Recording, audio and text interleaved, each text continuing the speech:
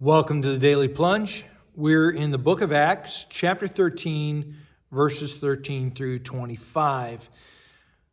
Paul and Silas are on the move. They're traveling up into what would be modern-day Turkey. They drop off John Mark at Perga to go back to Jerusalem, and then they head inland. And they end up at a place called Pisidian Antioch, and on the Sabbath day, they go to the synagogue. And remember, Paul is a respected rabbi. And so they asked these men from Jerusalem, Barnabas and Saul, if they'd like to speak on the scriptures. And Paul won't miss the opportunity. And he begins to lay out salvation history. And he speaks to both folks who are Israelites, who are Jews, and those who are God seekers, Gentiles, who are seeking the one God, who are there worshiping God at the synagogue. And he says, God chose our ancestors Israel, and he made them prosper in Egypt, and then with mighty power he brought them out through Moses.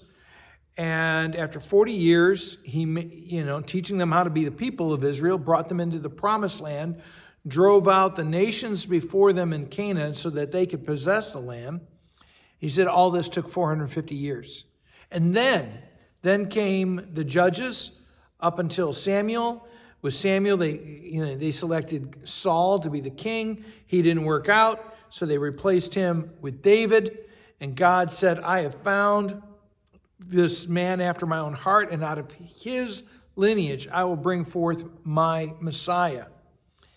And then he says, before the coming of Jesus, John came preaching that he was just, the predecessor for the Messiah.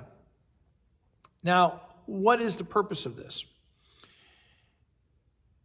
Paul is telling them that the way to read Scripture is through the lens of Jesus, through the lens of Jesus' cross and resurrection, and his purpose to glorify the Father. And that's the way that we're called to interpret the Old Testament. Luther said this very explicitly, that again, the lens by which we understand all of the Old Testament is through the lens of the Messiah, Jesus Christ. But how often do we not interpret the rest of Scripture through the lens of Jesus? And I would challenge you that as you read Scripture, constantly be asking yourself, how does Jesus interpret this passage? What does this passage mean in terms of Jesus' death and resurrection and his glory? And, we're constantly reading Scripture in terms of that God calls us into a relationship with him, and that as we are called into that relationship, then we respond.